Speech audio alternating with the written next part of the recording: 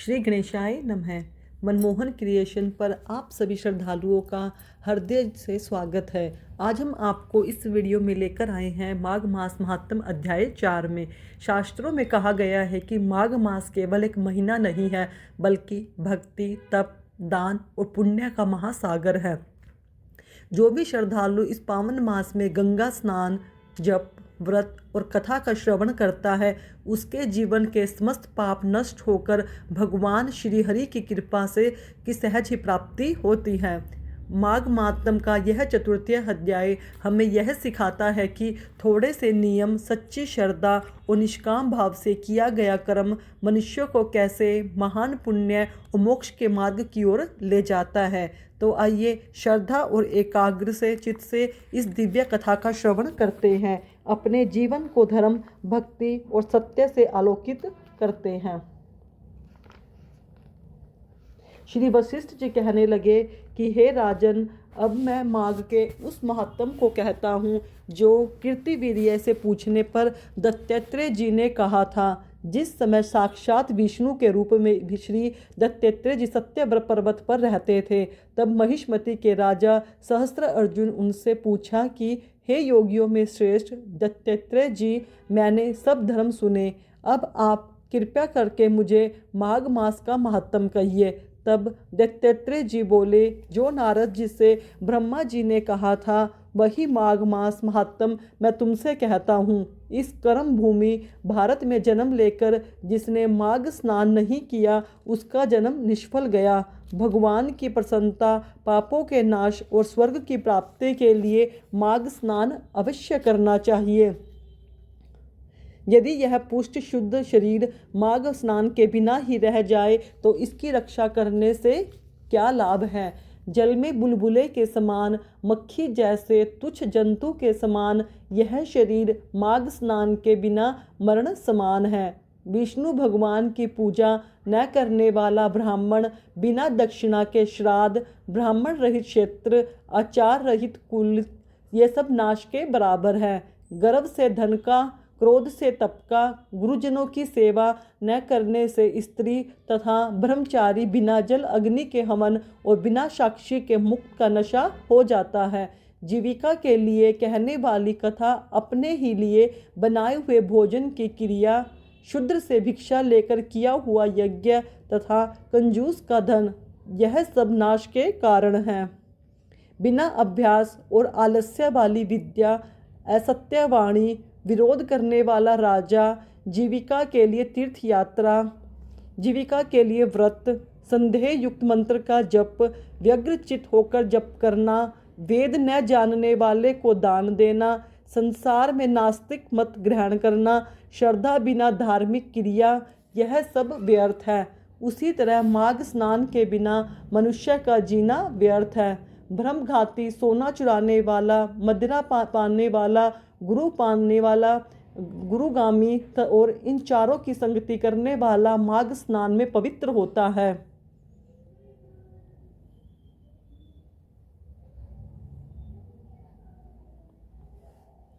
जल कहता है कि सूर्योदय से पहले से जो मुझ में स्नान करता है, मैं उसके बड़े से बड़े पाप को नष्ट करता हूँ।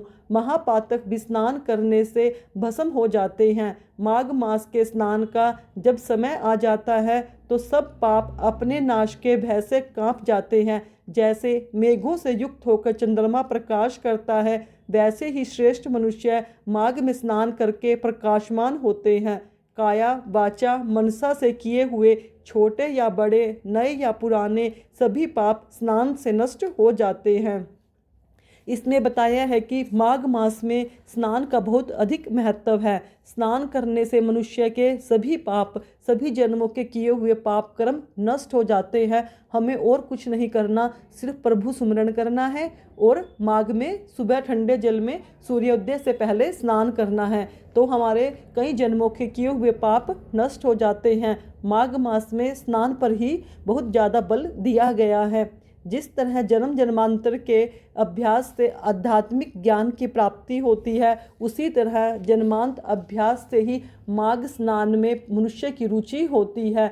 यह अपवित्रों को पवित्र करने वाला बड़ा तप और संसार रूपी कीचड़ी को धोने की पवित्र वस्तु है।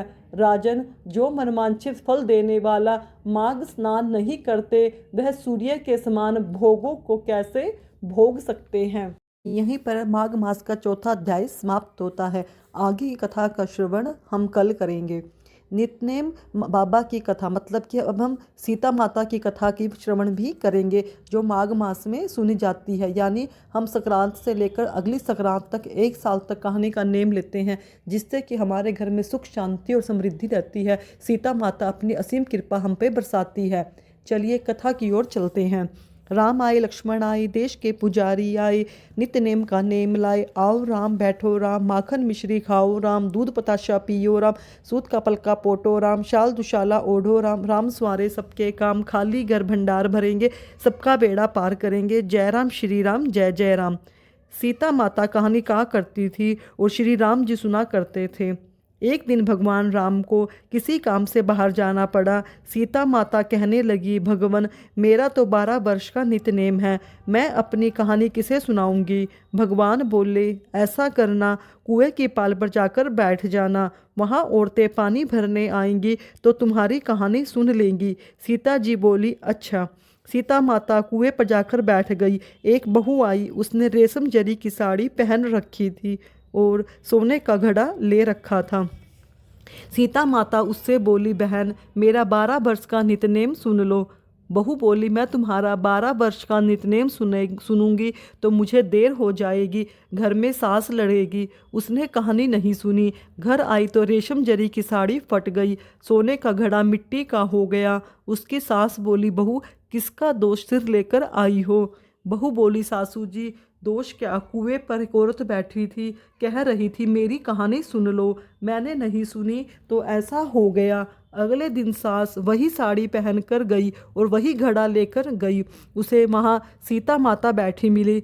उन्होंने कहा, मेरी कहानी सुन ले बहन सुना दे। सास बोली, कहानी एक बार छोड़ 4 बार सुनूंगी। राम आए लक्ष्मण आए, देश के पुजारी आए, नित्य नेम का नेम लाए। आओ राम बैठो राम, माखन मिश्री खाओ राम, दूध पताशा पियो राम, सूत का पलका पोटो राम, शाल दुशाला ओढ़ो राम। राम सवारे सबके काम, खाली घर भंडार भरेंगे, सबका बेड़ा पार करेंगे। जय श्री राम जय जय राम। सास बोली, बहन कहानी तो बहुत अच्छी लगी, पर घर गई तो उसकी साड़ी रेशम जरी की हो गई और घड़ा भी सोने का हो गया। बहू कहने लगी, सासू जी आपने ये सब कैसे किया। सास बोली, बहू तू दोष लगा लाई थी और मैं दोष उतार कर आई हूँ। बहू ने पूछा, ऐसा वह कौन थी। सास बोली, वो सीता माता थी, पुराने से नया कर देती है, खाली घर भंडार भर देती है, लक्ष्मी जी का वास कर देती है और जो कोई इच्छा हो उसे पूरा कर देती है। बहू ने कहा, अच्छा सासू जी ऐसी कहानी मुझे भी सुना दो। सास बोली, ले भाई तू भी सुन ले। फिर से कहानी कहना। राम आए लक्ष्मण आए, देश के पुजारी आए, नित्य नेम का नेम लाए। आओ राम बैठो राम, माखन मिश्री खाओ राम, दूध पताशा पियो राम, सूत का पलका पोटो राम, शाल दुशाला ओढ़ो राम। राम सवारे सबके काम, खाली घर भंडार भरेंगे, सबका बेड़ा पार करेंगे। जय राम श्री राम जय जय राम। बहू कहने लगी, सासू जी कहानी तो मुझे बहुत अच्छी लगी। सासू बोली, बहू रोज कह लिया करेंगे। अब सासू बहू नहाती, पूजा पाठ करती, नित्य नेम की सीता माता की कहानी कहती। एक दिन उसकी पड़ोसन आई और बोली, बहन जरा आँच दे दो। वह कहने लगी, अभी हमने आँच नहीं जलाई है। पड़ोसन बोली, तुम 4 बजे से उठकर क्या कर रही हो। वे दोनों बोली, हम नहाए धोए, पूजा पाठ करी और सीता माता की कहानी कही। पड़ोसन बोली, इससे क्या होता है। सास बहू बोली, सीता माता की कहानी कहने से अटूट भंडारे भरते हैं, सारे कार्य सिद्ध होते हैं। पड़ोसन बोली, बहन ऐसी कहानी तो मुझे भी सुना दो। कहानी फिर से सुना दी। सास बोली, ले भाई तू भी सुन ले। फिर से वही कहना है।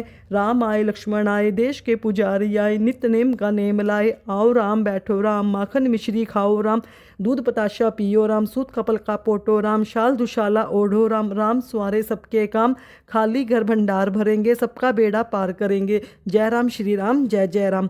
पड़ोसन कहने लगी, बहन कहानी तो मुझे बहुत अच्छी लगी। अब वह पड़ोसन भी नितनेम सीता माता की कहानी कहने लगी। सीता माता ने उसके भी भंडार भर दिए। हे मेरी सीता माता, जैसे उन सब के भंडार भरे मेरे भी भरना। लक्ष्मी का वास हो, अन्नपूर्णा का वास हो। बोलो सीता माता की जय। जय श्री राम, जय श्री राम। भक्तों, यह सीता माता की कथा है। अगर हम यह कहानी संक्रांत से लेकर अगली संक्रांत तक 1 साल तक नियम पूर्वक इस कहानी का श्रवण कर सकते हैं। इससे हमारे घर के सारे खाली भंडार भर जाएंगे।